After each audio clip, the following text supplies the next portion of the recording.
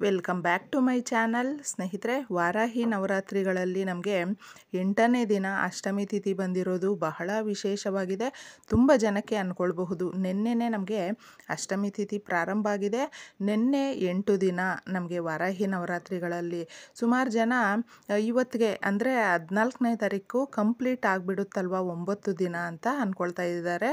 ಇಲ್ಲ, 15ನೇ ತಾರೀಕಿಗೆ ನಮಗೆ ಈ ವಾರಾಹಿ ನವರಾತ್ರಿಗಳು ಮುಕ್ತಾಯ ಆಗುತ್ತೆ. ಯಾಕಂದರೆ ಒಂದೇ ತಿಥಿ 2 ದಿನ ಬಂದಿರೋದ್ರಿಂದ ನಾವು ಆ ಒಂದು ದಿನನ ಕನ್ಸಿಡರ್ ಮಾಡ್ಕೊಳ್ಳೋದಕ್ಕೆ ಹೋಗೋದಿಲ್ಲ. ಅದರಿಂದ ನಾಳೆವರೆಗೂ ಕೂಡ ಇದೆ. ವಿಶೇಷವಾಗಿ ಸೋಮವಾರ ಕೂಡ ತುಂಬ ಜನ ವಾರಾಹಿ ನವರಾತ್ರಿಗಳನ್ನು ಪೂಜೆ ಮಾಡಬೇಕು ಅಂತಂದ್ಬಿಟ್ಟು ತುಂಬ ಇಷ್ಟಪಟ್ಟಿದ್ದಾರೆ. ಅವ್ರ ವ್ರತನ ನಾವು ಆಚರಣೆ ಮಾಡಬೇಕು ಅಂತ ನಮಗಿಷ್ಟ ಇತ್ತು ಅಕ್ಕ, ಆದರೆ ಕಾರಣಾಂತರಗಳಿಂದ ಮಾಡ್ಕೊಳ್ಳೋದಕ್ಕಾಗಲಿಲ್ಲ. ಹಾಗೆ ನಮ್ಮಿಂದ ಕೆಲವೊಂದು ತಪ್ಪುಗಳು ನಡೀತಾ ಇತ್ತು, ಅದರಿಂದ ಭಯ ಆಗ್ತಾ ಇತ್ತು ಮಾಡ್ಕೊಳ್ಳೋದಕ್ಕೆ ಅಂತ. ಹೌದು ಸ್ನೇಹಿತರೆ, ವಾರಾಹಿ ನವರಾತ್ರಿಗಳು ಅಂದರೆ ತುಂಬ ಶ್ರದ್ಧಾ ಭಕ್ತಿ, ತುಂಬ ಒಂದು ಭಯ ಭಕ್ತಿಯಿಂದ ಮಾಡಬೇಕಾದಂತಹ ಒಂದು ವ್ರತ ಆಗಿರೋದ್ರಿಂದ ಯಾವುದೇ ವ್ರತಗಳನ್ನ ನೀವು ಮಾಡಬೇಕಂದ್ರೂ ನಿಮ್ಮ ಶಕ್ತಿಯ ಅನುಸಾರ ಹಾಗೆ ಗುರುಗಳ ಮುಖಾಂತರ ಯಾವುದಾದರೂ ನೀವು ಇದರ ಬಗ್ಗೆ ಪೂರ್ತಿ ಮಾಹಿತಿಗಳನ್ನು ತಿಳ್ಕೊಂಡೇ ಮಾಡ್ಕೊಳ್ಬೇಕಾಗುತ್ತೆ.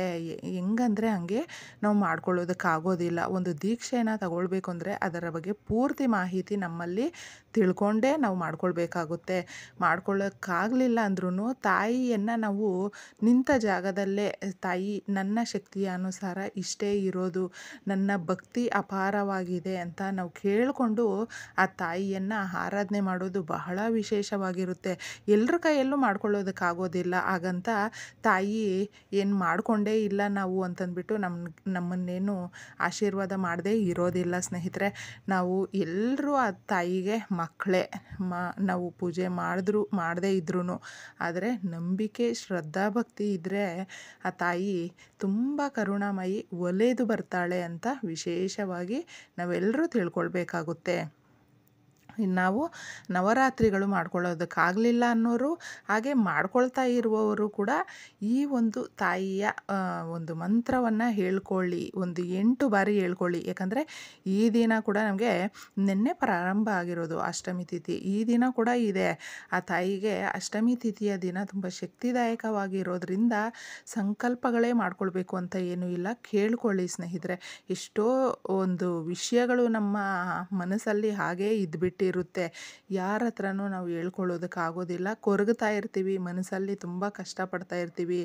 ಆ ಒಂದು ನಿಂತೋಗಿರುವ ಕೆಲಸ ಕಾರ್ಯಗಳಾಗಿರಬಹುದು, ಆದರೆ ಅದು ನಿಮಿಷಗಳಲ್ಲೇ ಆಗಿಬಿಡುತ್ತೆ ಅಂತಲ್ಲ, ಆದರೆ ನಮಗೆ ಅದು ಆಗಲಿಲ್ಲ ಅನ್ನುವಾಗ ಎಷ್ಟು ನೋವಿರುತ್ತೆ, ಎಷ್ಟು ದುಗುಡ ಇರುತ್ತೆ. ಆದರೆ ತಾಯಿಯನ್ನು ನಂಬಿ ನಾವು ಈ ಮಂತ್ರಗಳನ್ನು ಹೇಳ್ಕೊಂಡಾಗ ನಮಗೆ ಹಿಂದೆ ಯಾವ ಥರ ಇತ್ತು ಹಾಗೆ ಈ ಮಂತ್ರಗಳು ಹೇಳ್ಕೊಂಡ ಮೇಲೆ ಯಾವ ಥರ ಆಯಿತು ನಮ್ಮ ಮನಸ್ಸು ಅಂತ ನಾವೇ ಅದನ್ನು ಚೆಕ್ ಮಾಡ್ಕೊಳ್ಬಹುದು. ಅಷ್ಟು ವಿಶೇಷವಾಗಿರುತ್ತೆ. ಎಷ್ಟೋ ಬೆಟ್ಟದಷ್ಟು ಕಷ್ಟಗಳು ನಮಗೆ ಇದೆ ಅಂತ ನಾವು ಯಾವಾಗ ಅಂದ್ಕೊಳ್ತೀವಿ, ದಾರಿಗಳೆಲ್ಲ ಮುಚ್ಚೋಗಿದೆ, ಯಾರೂ ಸಹಾಯಕ್ಕೆ ನಿಂತ್ಕೊಳ್ತಾ ಇಲ್ಲ ನಮ್ಮ ಜೊತೆ. ಎಷ್ಟೋ ಜನ ಸ್ನೇಹಿತರೆ ಸುಮ್ಮನೆ ನಾವು ಅಂದ್ಕೊಳ್ತೀವಿ ನಮ್ಮ ಬಂಧು ಬಳಗ ನಮಗೆ ತುಂಬ ಅಪಾರವಾಗಿದ್ದಾರೆ, ನಮ್ಮ ಕಷ್ಟಗಳಿಗೆಲ್ಲ ಹಾಕ್ತಾರೆ ಅಂತಂದ್ಬಿಟ್ಟು ನಾವು ಒಂದು ನಂಬಿಕೆಯಲ್ಲಿರ್ತೀವಿ. ಆಗ ಆ ನಂಬಿಕೆ ಎಲ್ಲೋ ಕಳೆದೋದಾಗ ತುಂಬ ಕಷ್ಟ ಅನಿಸುತ್ತೆ. ಅದಕ್ಕೋಸ್ಕರ ಯಾರು ಇರಲಿ ಬಿಡಲಿ, ನಾವು ಬಂದಿರೋದು ಒಬ್ಬಂಟಿಯಾಗೆ, ಹೋಗೋದು ಒಬ್ಬಂಟಿಯಾಗೆ, ಆದರೆ ಹೋರಾಟ ಮಾಡಬೇಕಾಗಿರೋದು ಒಬ್ಬಂಟಿಯಾಗೆ ಅಂತ ಮನಸ್ಸನ್ನು ಗಟ್ಟಿ ಮಾಡ್ಕೊಳ್ತಾ ಆ ತಾಯಿಯ ಆಶೀರ್ವಾದ ನಾವು ಪಡ್ಕೊಳ್ಳೋದಕ್ಕೆ ಪ್ರತಿನಿತ್ಯ ಈ ಮಂತ್ರಗಳು ಸಹಾಯ ಮಾಡುತ್ತೆ. ಯಾವಾಗಲೂ ನಮ್ಮ ಪ್ರಯತ್ನಗಳ ಜೊತೆ ದೈವಾನು ಆಶೀರ್ವಾದ ಸಿಗಬೇಕು ಅಂದರೆ ಈ ಮಂತ್ರಗಳು ಅಷ್ಟು ಶಕ್ತಿದಾಯಕವಾಗಿರುತ್ತೆ ಸ್ನೇಹಿತರೆ. ತುಂಬ ಜನಕ್ಕೆ ಹೆಣ್ಮಕ್ಳಾಗಲಿ ಗಂಡು ಮಕ್ಕಳಾಗಲಿ ಅವರ ಒಂದು ಪರ್ಸ್ನಲ್ಲು ಅಂದರೆ ಅವರ ಲೈಫ್ ಪಾರ್ಟ್ನರು ಯಾವುದೋ ಕಾರಣಾಂತರಗಳಿಂದ ಬಿಟ್ಟೋಗ್ಬಿಟ್ಟಿದ್ದಾರೆ, ತುಂಬ ನೋವಾಗ್ತಾ ಇದೆ, ಅವ್ರು ಮತ್ತೆ ನಮ್ಮ ಜೊತೆಯಲ್ಲಿ ಹೊಂದಾಣಿಕೆಯಿಂದ ಇದ್ದರೆ ಚೆನ್ನಾಗಿರುತ್ತೆ ಅಂತಂದ್ಬಿಟ್ಟು ಅವ್ರನ್ನೇನಾದರೂ ನೀವು ತುಂಬ ಮಿಸ್ ಮಾಡ್ಕೊಳ್ತಾ ಇದ್ದರೆ, ಅವರು ನಮ್ಮ ಜೊತೆ ಮತ್ತೆ ಕಂಟಿನ್ಯೂ ಮಾಡಬೇಕು, ಲೈಫಲ್ಲಿ ನಮ್ಮ ಜೊತೆ ಇರಲೇಬೇಕು ಅಂತ ಏನಾದರೂ ನೀವು ಬಯಸ್ತಾ ಇದ್ದರೆ ನಿಮ್ಮಲ್ಲೂ ಕೂಡ ಕೆಲವೊಂದು ಬದಲಾವಣೆಗಳನ್ನ ಮಾಡ್ಕೊಳ್ತಾ ಈ ಪರಿಹಾರಗಳನ್ನ ಮಾಡ್ಕೊಳ್ಳಿ. ಸುಮಾರು ಜನ ವಾರಾಹಿ ನವರಾತ್ರಿಗಳು ಮಾಡ್ಕೊಳ್ಳೋದಕ್ಕೆ ನಮಗೆ ಆಗಲಿಲ್ಲ ಅನ್ನೋರು ಕೂಡ ಸ್ನೇಹಿತರೆ ಈ ಮಂತ್ರಗಳು ಅದಕ್ಕೆ ನಾನು ಶೇರ್ ಮಾಡ್ತಾ ಇರೋದು. ಮಾಡ್ಕೊಳ್ದೇ ಇದ್ರೂ ಅಷ್ಟೇ ಶಕ್ತಿದಾಯಕವಾಗಿರುತ್ತೆ. ಏನೇ ಕೋರಿಕೆಗಳನ್ನ ಕೇಳಿಕೊಂಡ್ರೂ ಅದಕ್ಕೊಂದು ಉತ್ತರ ಅನ್ನೋದು ಸಿಗುತ್ತೆ ಸ್ನೇಹಿತರೆ.